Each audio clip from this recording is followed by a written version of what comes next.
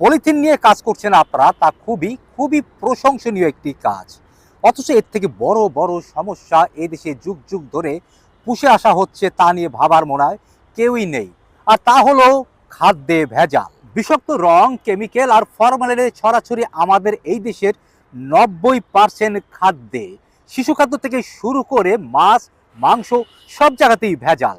স্বাধীনতার পর থেকে এই দেশে এত এত সরকার পরিবর্তন হলেও কেউ কেন কোনো ভেজাল রোধে গুরুত্বপূর্ণ ভূমিকা পালন করতে পারেনি, কেউ কেন ভেজাল রোধে কঠোর কোনো আইন প্রয়োগ করতে পারেনি, তাই এখন জনগণের প্রশ্ন। এই ভেজালের সাথে ডলার অপচয়ের রয়েছে একটা বিশেষ সূত্র। হ্যাঁ, সেই ডলার অপচয়ের সূত্রটা নিয়ে আলোচনা করব আমি, আগুন Ahmed. Welcome my channel or page জানবর জানাবো। জানবো আর জানাবো। একটা সময় তিব্বত, হ্যানোলাক্স এই দেশের সকলের প্রিয় একটা ক্রিম ছিল। দেশের খ্যাতনামা সকল নায়িকারা এসব ক্রিমের বিজ্ঞাপনে কাজ করত।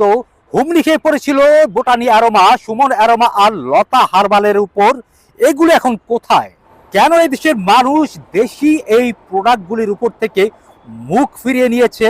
কি কারণে দেশি এই প্রোডাক্টগুলির জায়গায় বিদেশি সকল প্রোডাক্ট জায়গা করে নিল?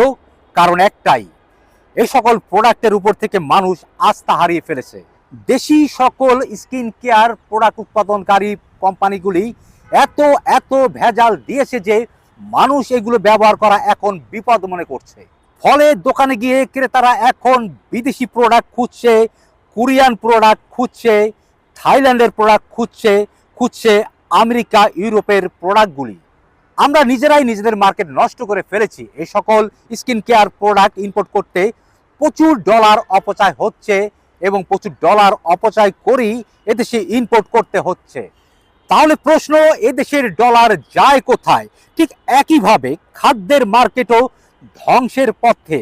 শুনলে অবাক হবেন যে চাল আমরা খাচ্ছি তাতেও নাকি মোমের পালিশ দেওয়া হয়। একবার যদি খাদ্যের মার্কেট ধ্বংস হয়ে যায়, উদ্যোক্তারা সব না খেয়ে মরবেন। খাদ্যের মার্কেট পুরোপুরি চলে যাবে বিদেশিদের হাতে।